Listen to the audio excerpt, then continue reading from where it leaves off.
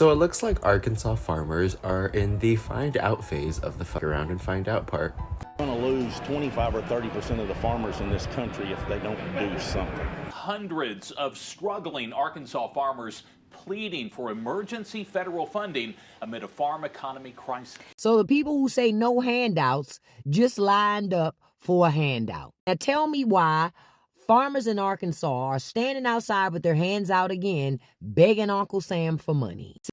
So I saw that the soybean farmers in the state of Arkansas are having a find out phase. And you know what I hate to say? I told you so. No, seriously, I'm really sick and tired of the fact that the left keeps having to say, I told you so, because we didn't want anybody to suffer, okay? We voted for everybody to survive and thrive, and you voted for the suffering of other people, and here we are. You are actually the one who is paying the price and suffering. So Arkansas farmers are saying they are turning to God because they have no one to turn to. But yeah, let me, and I'm not trying to be petty, all I'm trying to say is, I am so disappointed in white people. I am so disappointed in white people listen to me and listen to me good. And this is not me trying to be petty. Like the ancestors of pettiness are know with me today right now. All I'm trying to say is I am so disappointed in y'all. What you mean y'all got 1,000 pages from J.D. Vance telling you about Project 2025 and how he's going to rat you out and take money from y'all and take your land? And y'all failed to read. White people. What a disappointment. I've grown up to understand. It has been a saying that black people don't read. You want to hard information from black people, put it in writing. Now y'all failed to read the 1,000 pages J.D. Vance wrote for you. Literally telling y'all how he gonna make you broke. And now y'all are turning to God for help. Even God helps those that help themselves. Until the federal government steps in to save them, farmers have no one to turn to but God. Farmers, in my opinion, dear Lord, and it's only my opinion, are closer to thee than anyone else on this earth because we deal with your earth every day. Hundreds of struggling Arkansas farmers pleading for emergency federal funding amid a farm economy crisis. And it's so bad that many are facing bankruptcy or even the closure of farms that have been passed down for generations. Sounds to me like a bunch of welfare queens boo-hooing for a handout. Wah, give me money, give me money. What do you think, money grows on trees? You need to find those bootstraps and tug real hard. Frankly, I think it's in God's will. It was put on my heart that the Lord needed to take away your farm because you are a dumb fuck. You literally got everything you voted for. You're a hypocrite, you're an idiot, and I'm glad you're losing your farm. You need to learn a lesson. This is natural selection at work. Soon enough, a huge corporation is going to buy your farmland, and maybe you can come back and pick those crops, you know? Out in the sun all day long, hands bleeding. I see that in your future and it makes me very happy. So it looks like Arkansas farmers are in the find out phase of the fuck around and find out part. We're going to lose 25 or 30% of the farmers in this country if they don't do something. It has to be done, and it's not just here. It's everywhere. Because farmers from all over the state of Arkansas came together to have a town hall meeting with some representatives from the government, explaining their struggles and what they might need to help them. And just as a friendly reminder, during the 2024 election, the state of Arkansas went 64.2% towards President Orange Man. But let's continue with the rest of this clip because it seems like one farmer might be having a realization as to what may be causing all of these issues. For Brown, there is something that rounds out all the issues that they are facing: the tariffs. I think the tariffs are the ice cream on the cake of a perfect storm. When you try to sell a product, okay, U.S. soybeans leaving New Orleans without the tariff to China are cheaper than Brazilian soybeans at the current market. But when you put the tariff on top of them, Brazilian beans are cheaper. Now, I'm actually glad he's making the correlation that it has something to do with the tariffs. But I've noticed a pattern when it comes to some of these people, when it comes to the tariffs. that they never make the connection or blame towards the person that actually caused these tariffs. And I'm going to give him a major hint that it has to do with the person that won 64.2% of the vote in that state during the 2024 election. And this Arkansas farmer seems like he has a solution for this problem. So, how can this be fixed? In the short term, they have no choice but to mail us a check. I don't know a farmer that likes the check program. Nobody wants to take taxpayer dollars, but nobody wants to go broke. Yep, you heard that right. He's asking for a government handout, which is socialism, which he says he doesn't like them, but during these past years, there have been lots of subsidies and checks going out for farmers, including bailouts that happened during President Orange Man's first term. Because during his first term, financial aid to farmers was about $28 billion, costing more than Navy shipbuilding, the nuclear forces, NASA, and even children's health insurance. So yeah, you guys do love to receive bailouts and handouts. All the while, you guys tell other people who need financial aid, such as single mothers with kids who need food stamps, that they should pull themselves up by the bootstraps, but for some reason you guys don't like doing it yourselves. And this is just another episode in the saga of Fuck Around and Find Out. I don't even know what episode number we're on, but yeah. So I saw that the soybean farmers in the state of Arkansas are having a find out phase. And you know what I hate to say? I told you so. No, seriously, I'm really sick and tired of the fact that the left keeps having to say, I told you so, because we didn't want anybody to suffer, okay? We voted for everybody to survive and thrive, and you voted for the suffering of other people, and here we are. You are actually the one who is paying the price and suffering, because you can't sell your soybeans to China because what's that? Tariffs. You can't get that new farming equipment that you needed because of why? Tariffs. Didn't the experts tell you that? Didn't people warn you this would happen? But no, you let your internalized hate, racism, and misogyny override literal facts that were right there in front of your face that made you vote against your own best interests. And here you are, expecting a government bailout yet again. You didn't want anybody else to get government bailouts. That's socialism, and you don't like that. So what makes you so different and so deserving when you voted against government money going to anybody who has stumbled upon a hard time? Why do you get it? What makes you better than other people? Again, I don't like that we are having to say, I told you so. Okay, I wanted you to do well. I wanted you to survive and thrive. Arkansas farmers. Yep. Arkansas farmers who voted overwhelmingly for President Trump. Well, here's a quote from one of those Arkansas farmers, and I'm going to do it in my best Arkansas accent. Right now, we're in a very dire situation. September is upon us. Harvest is starting in the deep south, and we have 0 bushels of soybeans on the books to be sold to China. Yeah, no shit. You voted for the tariff guy. And now, Arkansas farmers want a handout. They want federal assistance. This poor ass red state that votes Republican every freaking year. They want a handout. You damn socialists. I guess you're finding out that racism sure is expansive. We're going to lose 25 or 30% of the farmers in this country if they don't do something. It has to be done, and it's not just here. It's everywhere. Farmers are making a cry for help before it's too late. Countless farmers gathered to speak to representatives of Arkansas leaders to share the urgency that something needs to be done about the current state of farming. Jake Tester was at the meeting and now joins us in the studio with more. Jake. Many farmers spoke up at the meeting, and the message was straightforward. They need help, and they need it now. Mr. Trump, he looked at me, sir, and he said, I love you. Mr. Trump, I need to see the fruit of your love.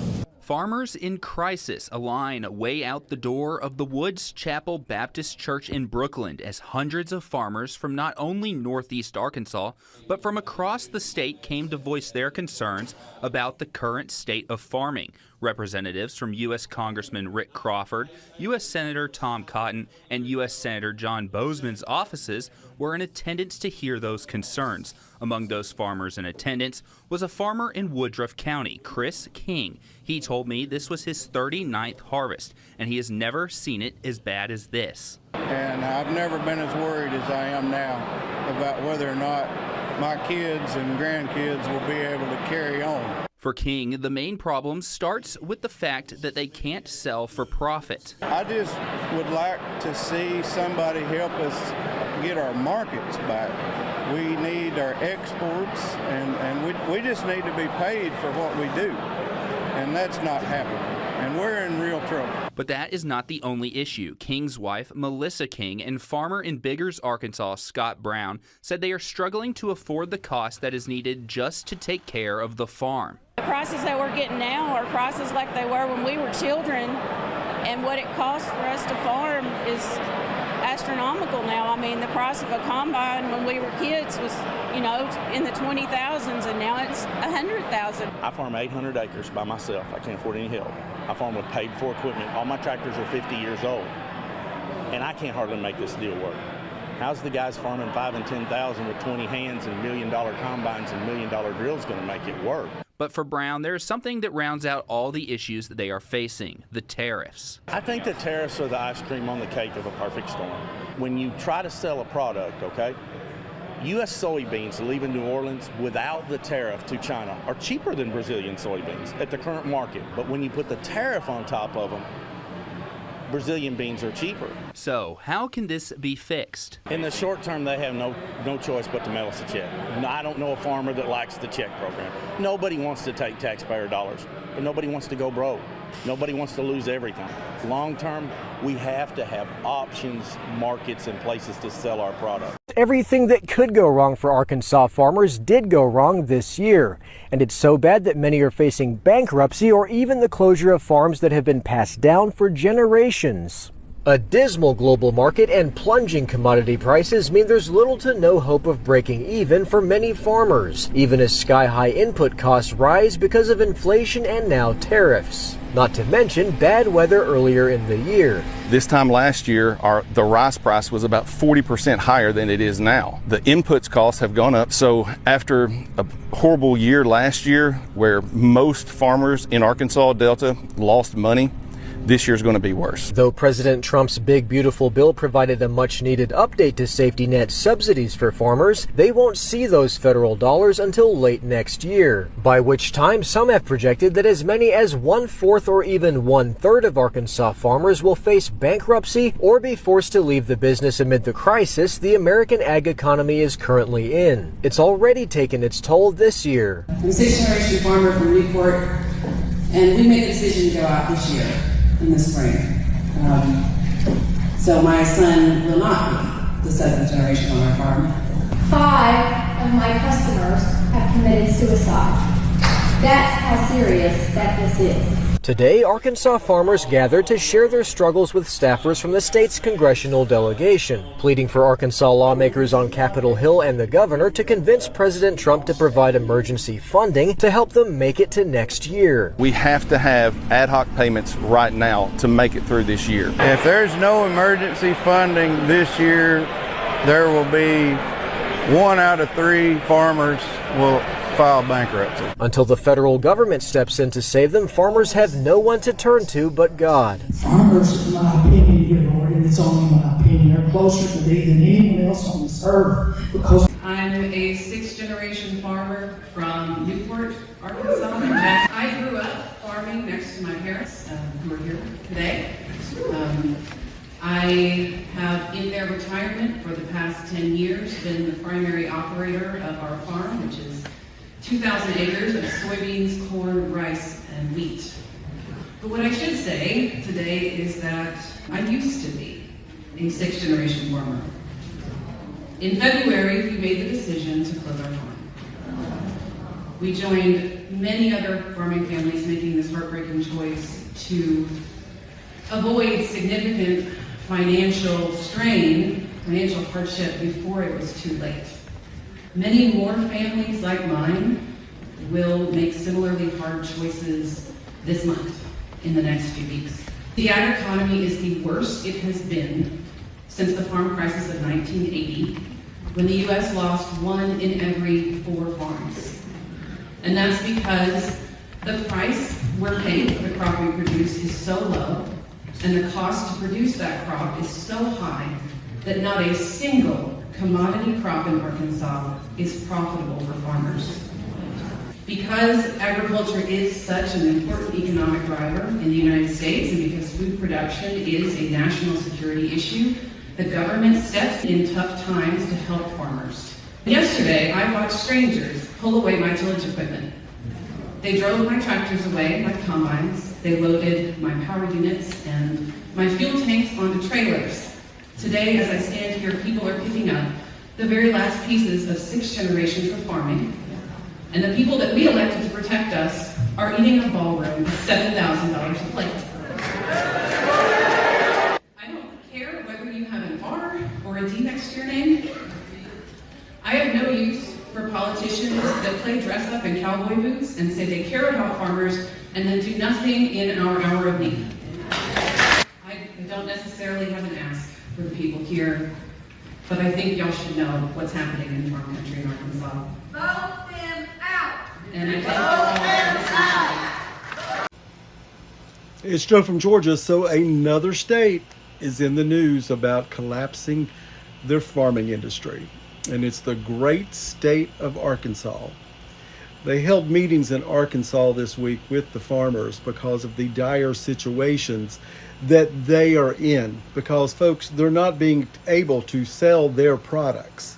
They have money in the ground, but they can't get any money out because the United States government, which had guaranteed them certain things, were lost in the big beautiful bill.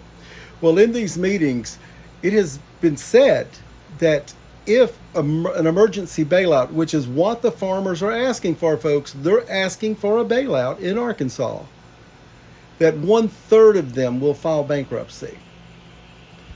Hundreds of millions of dollars going into bankruptcy.